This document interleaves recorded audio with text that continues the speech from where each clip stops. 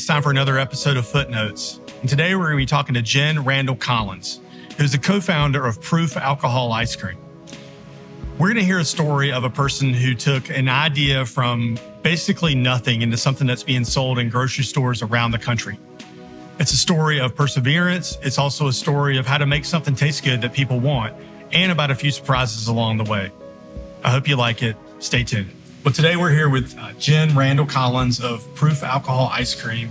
And I really enjoyed when we had our conversation before the conversation, just hearing your story and how all that happened. But and there's a couple of things that I hope we get to talk about. But let's start with alcohol going into ice cream. Why are you doing that, and where did the idea come from for Proof? Well, that's a great question. So the genesis of the idea actually started a very long time ago. So I'm originally from Kentucky, from the Commonwealth of Kentucky. We're known for three things: bourbon, basketball, and horse racing. Right. Two of those things are my passion: bourbon and basketball. So in Kentucky, generations of families, before me certainly, have always put bourbon into all kinds of food products, including bread pudding, marinades for steaks, going into banana pudding, sauces, things of that nature. So why not ice cream? Well, the reason I would say why not ice cream is because alcohol doesn't freeze at ice cream temperatures. Sure. So what we've done is we've found a solution to disrupting this market with our proprietary formula. I can imagine when you're doing that, like any company where you're doing something that I guess hasn't been done commercially, you run into a lot of challenges and things like that. What were some of those? I mean, it sounds like even just the chemistry alone would be a challenge. It is. The chemistry alone is a challenge. And then really the regulatory body. So what we have done, and I started this back in 2014, what we have done is we're creating a brand new market category. So we're not just introducing a new product in real alcohol ice cream, but we are creating an entire new market category, certainly in the CPG space, and most especially in traditional grocery, where our product is going to the shelf or going into our freezers, and then getting into the end consumer's hands. So the challenge is, how do you educate and awareness about a new market category? And then layer on top of that, why are these people going to pick our brand, and why do they trust us, to invest their hard-earned dollars into, picking up a $10 pint of ice cream? Yeah. And we think that answer is this phenomenal tasting ice cream that. So yeah, I mean, you have to have a product that tastes good, that people want to eat. But also, I guess with alcohol, you probably have to deal with different laws in every state. That is correct. So the first thing, it's really interesting. When I first got into this, and the genesis of this business for me is working on the idea in late 2014. I had a connection. I was still living in Kentucky. Had a connection that put me in touch with the top legal attorney for the alcohol space in the U.S. And this is a guy, I won't use his name, super nice, don't get me wrong. But this guy was on TV for CNN talking about, alcohol, the price going up, going down. I mean, like he is the mouthpiece for big alcohol. And so I got on the phone with him and I said, hey, I'm working on this minimally viable product. Could you give me any pointers, or, could we potentially work together? And he said, and he was very nice, but he said, honey, you'll never get it off the ground. He said, one, you can't get through the regulatory hurdles, and two, nobody will buy it, because people don't think of alcohol and ice cream going together in that combination. And I can tell you, John, that just put my soul on fire, and I, quite frankly, had a very big chip on my shoulder and became more determined than ever to find a route to market for this product. So, and that is a thread that runs through a lot of stories, but in all seriousness, I mean, you have a bigwig like that tell you those things. I mean, clearly he's respected in the industry. He's got a lot of experience. I mean, what? And I get being mad and that sort of provoking a response, but literally when you're in that situation, because I think this is a situation that a lot of people find themselves in. Absolutely. is that they have someone that has stature, for lack of a better word, Yes. in a place, and they tell them something can't happen. For you, I mean, what was the first thing you did when you heard that? The first thing I did is I spent literally the next 3 months researching the regulatory space in the U.S. Okay. Literally the next 3 months. And I mean, 10, 12 hours a day. I was that determined. I took what he said with a grain of salt, but I also realized that some of these folks are not in the innovation space. So their vision is blinders, a horse racing term. They have blinders Sure. on as it relates to their industry. And I don't think they can see beyond the guardrails that their blinders provide to see the innovation in this space. So once I did that 3 months of research, I ran across 2 states where it would be possible to locate an alcohol ice cream production facility. One was New York State. They had a law on the books that flows under their agriculture department. And then the other one, actually, it was buried in the regs, was in South Carolina, a law that had been written 15 years ago around food products that contain certain amounts of alcohol. So I dug a little bit deeper into that statute in South Carolina and met with South Carolina DOR and Department of Ag and others before relocating. I'm a single mom, so I was making a big decision wherever I was going to go, whether it was New York or South Carolina, to relocate myself and my children to go on this very, risky, mission for lack of a better expression. Once I dug into it a bit more and found that, in fact, we could come down to South Carolina, I moved my kids and I down in the spring of 2015 and did a proof of concept, and we were off and running on the first iteration. Wow. Of this journey. So from proof of concept to grocery store, what's that like? Oh man, yeah, many years. Right. Yeah. Okay. So proof of concept. Well, this is really interesting too. So as I did the proof of concept in South Carolina, and I mean as basic as driving around. I had a really old BMW that I drove around to different bars and restaurants. Ask permission first, much like where we are right now. This is an eatery as well. I said, hey, can I give some samples out, these little 1 ounce cups, to get some feedback from consumers to see what they think about it? Because I thought it would be a bar and restaurant play with our product. Like, I was convinced that that was the answer. And all the feedback I got was, one, you can't freeze alcohol. They say you can't freeze alcohol. Let me taste it. They taste it, big smile on their face. And their next question was, where can I buy this, or can I buy it online? And online purchasing was just starting to happen then. So I did a pivot and I said, you know what? The restaurant, we want volume, and we don't think the restaurant space is necessarily where folks want to discover our product. And they want to discover it at retail.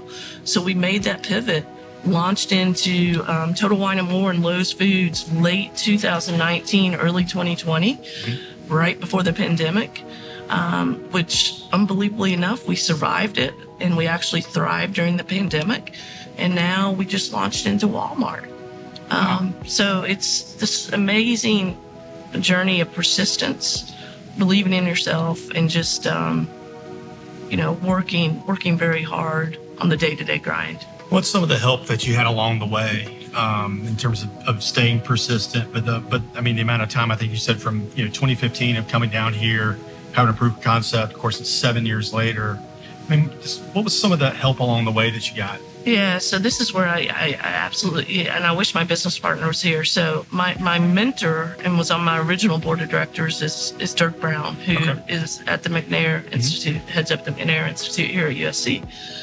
And he was really coaching me through this opportunity and kind of the day-to-day grind, and always reminding me, it's a marathon, not a sprint. The things that we all need to hear as founders time to time.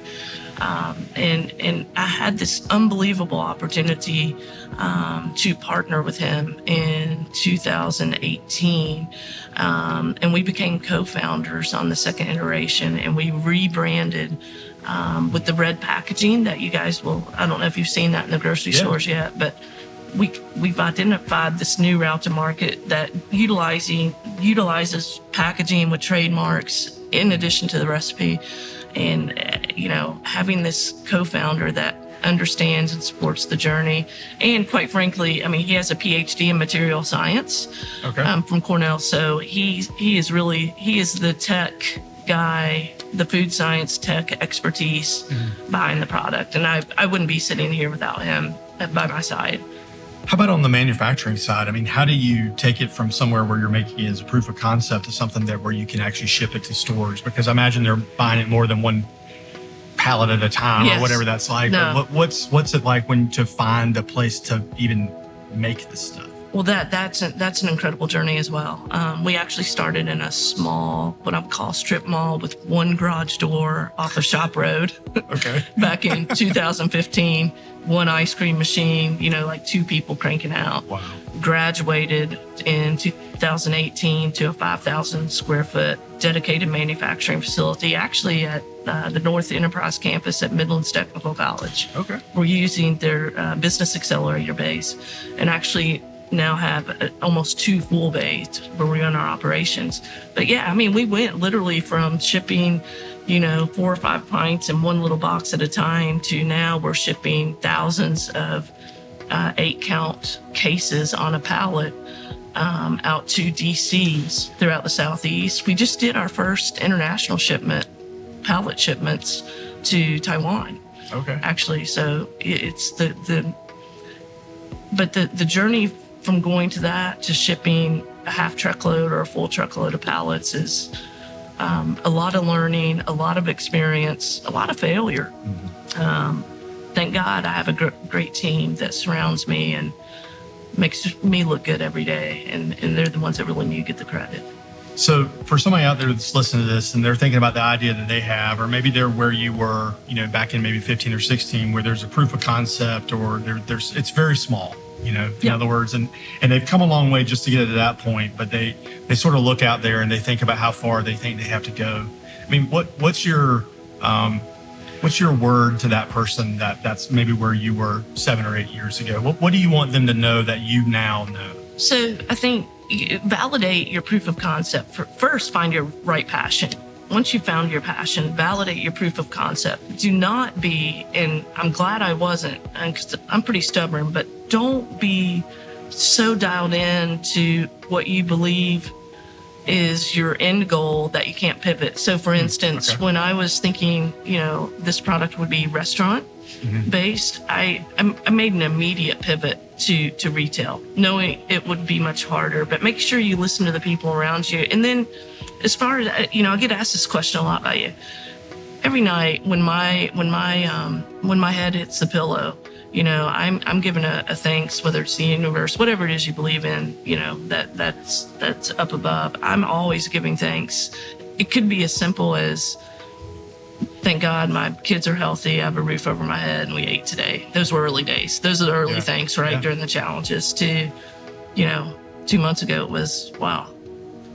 I'm so thankful that we're rolling out, 200 Walmarts, in Florida alone.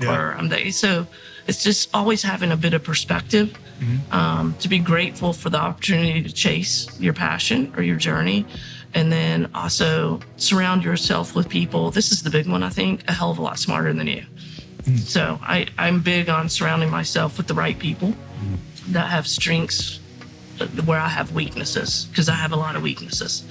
And just having that yin and yang of partnership with the right person can make all the difference, not just in your sanity, but how your business grows. Yeah, I think that's something that we've heard in other stories sort of like yours is that person like you will say, hey, surround yourself with people that are smarter or just better or more equipped than you are.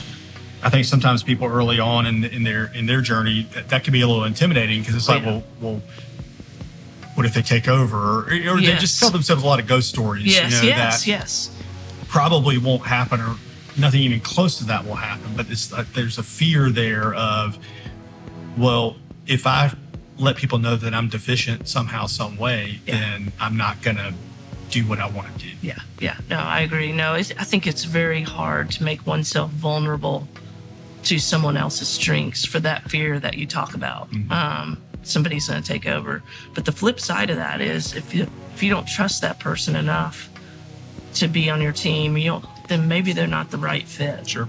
But that's a tough judgment call. I mean, I've been burned both ways. So but having the right people in the right seats on the bus has been absolutely crucial for us. And we're still figuring that out. I mean, I've had some folks that have come from the big CPG space that, whether they were at PepsiCo or a big Fortune 500 company, they have all this knowledge, but they can't check their ego at the door, and they're a bad fit for our team.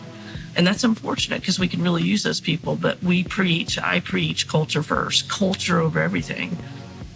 Because I don't think you can have a successful startup without having the right culture. Oh, I know you can. Yeah.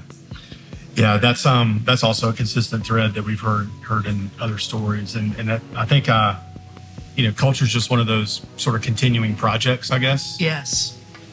Where you're never quite there, or it's almost like a way of doing business. It's not just kind of a poster on the wall. No, yeah, exactly. No, I'm sorry. I get really excited about culture because even to this day, as we grow, I think it's super easy to establish the culture when you're in the proof of concept and you're probably not making any money, or maybe you're pre-revenue, and people are so excited and they're not burned out yet. You're together in the struggle. Yeah. And now culture is still important today, even though we've grown leaps and bounds. And it's interesting because I was literally just talking to my partner about this. As we grow up as a company, we're in a growing up phase. Mm-hmm. We have to be really mindful of how we're managing our culture because there's new team members joining. There's the things that you and I just talked about. People might get threatened because they feel like they have a skill set that they do. And it's constantly managing this ecosystem of egos, for lack of a better expression, to make sure everybody performs to the best of their ability and that we celebrate the wins together as a team. And everything we do has to be as a team. It's not about me. It's not about my partner. It's not about one individual. And quite frankly, for our company, the sum is greater than the individual parts that we have. Well, thank you for taking the time to sit down with us and tell this story. Thank you for sticking it out, and for going through all the hurdles. I love in all these episodes when people speak well of what they do, and when they talk about their team in a way, and when they are creating jobs and just creating opportunities for other people. It's just a great thing to hear, and I don't think we can really hear it enough. Well, thank you so much. It's been my absolute pleasure and honor. And look, South Carolina is known for peaches and pecans, and now innovators of alcohol ice cream. So we've got a little food tech in South Carolina. That's cool. Thank you so much. Thank you.